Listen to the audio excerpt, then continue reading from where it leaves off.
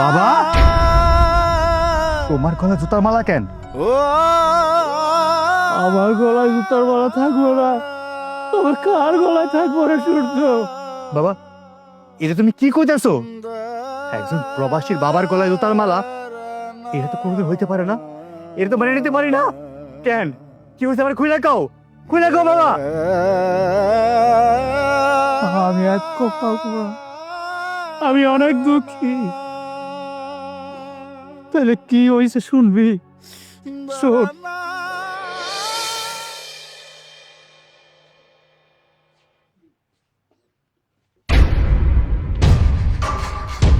যান, এক কাজ করুন, এই জুতোগুলো মুচির দোকানে নিয়ে যান, গিয়ে সুন্দর করে সেলাই করে পরিষ্কার করে তারপরে আসবেন, ঠিক আছে?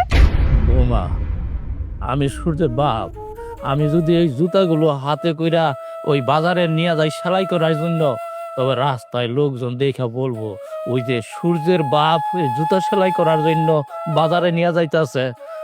আমার তুমি এটা মাফ করে দাও। বাড়িতে তো আরো লোকজন আছে, তাগো দিয়া জুতাটা না ওই সেলাই করে আনাও। হইছে, বাড়িতে আরো মানুষ আছে না? এই, আপনি জানেন না বাড়ির থেকে চাকর বাকর যে কয়জন ছিল আমি বিদায় করে দিছি, আর আপনি কি সূর্যের বাপ হইছেন বলে কি একের মাথা কিনে নিছেন? নিজের পোশাক আশাকের দিকে তাকাই দেখছেন? হ্যাঁ, কিরকম দেখা যায়, বাড়ির চাকরের থেকেও তো খারাপ। আর শুনেন, জুতা টুতা পরিষ্কার করে সুন্দর করে ফিরে আসেন। হ্যাঁ সেটাই, আমি আর আমার মা যেটা বলেছি আপনি সেটাই করুন। আর আজকে যদি এই জুতা ভালোভাবে সেলাই করে না নিয়ে আসেন, তাহলে না মিনিমাম 3 দিনের জন্য আপনার খাওয়া দাওয়া একদম বন্ধ করে দিব। কথাটা মাথায় রাখবেন। আর এখন সুন্দর করে যান। মা, তুমি এক কাজ করো, জুতোগুলো ওনার গলায় পরিয়ে দাও। এমনি এমনি তো আর যাবে না, এই কাজটা করো ভালোভাবে।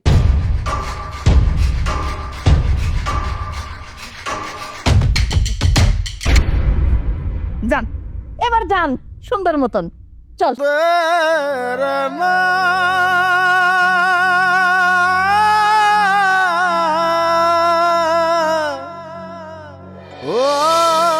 আমি সব বুঝতে পারছি, আমি সব বুঝতে পারছি। আজকের একটা বিয়ে করেই ছাড়ব আমি। চল আমার লগে। অথই, অথই,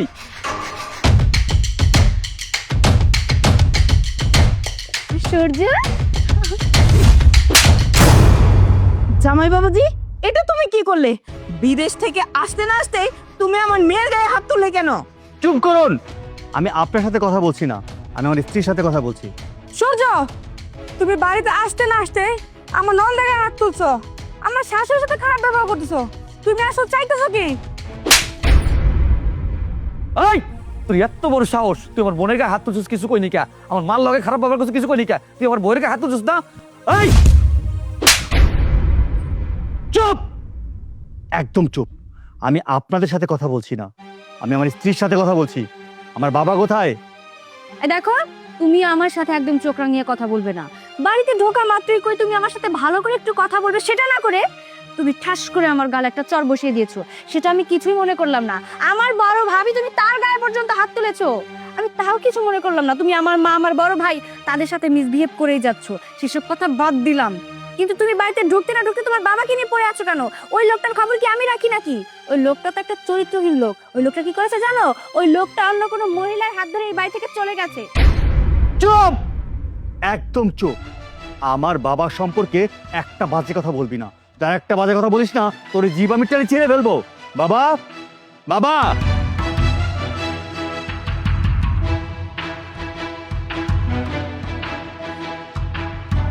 আমার বাবার গলায় জোতার মালা কেন?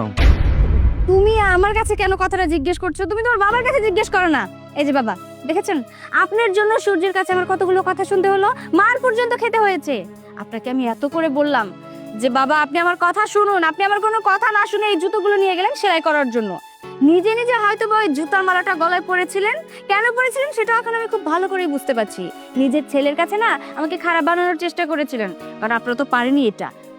হ্যাঁ, একদম সত্য কথা।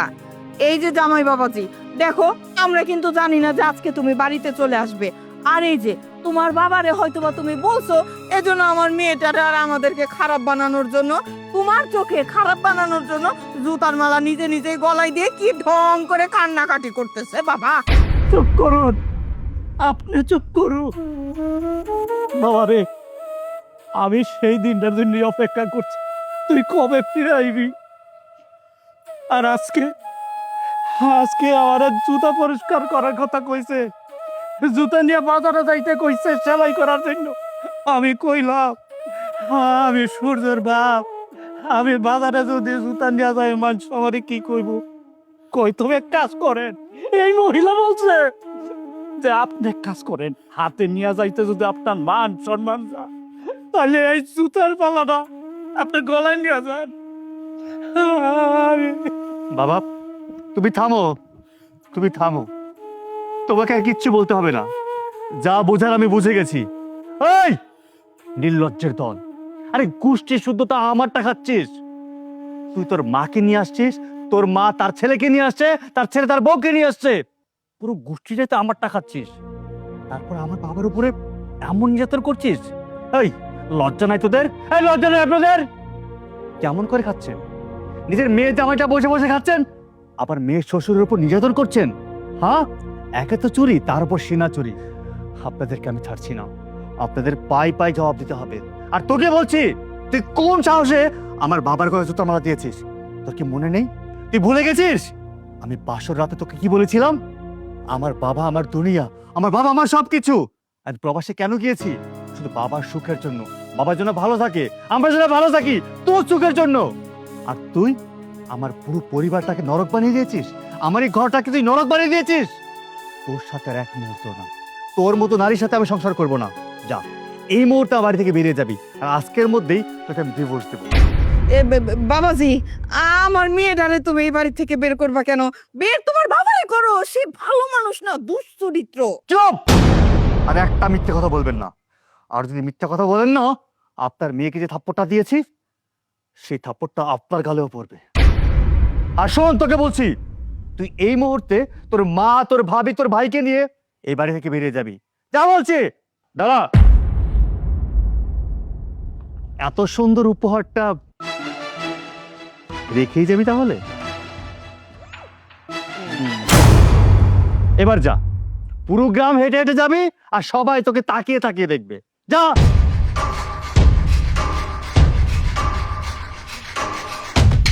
বাবা, তুমি কষ্ট পেও না বাবা, আমি আছি না, আমি তোমার সন্তান।